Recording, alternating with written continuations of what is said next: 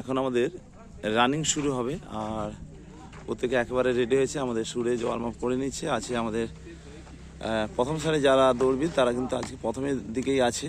দেখা যাক কত ভালো টাইম করতে পারে। শুরু হচ্ছে এখন আমাদের রানিং। গো!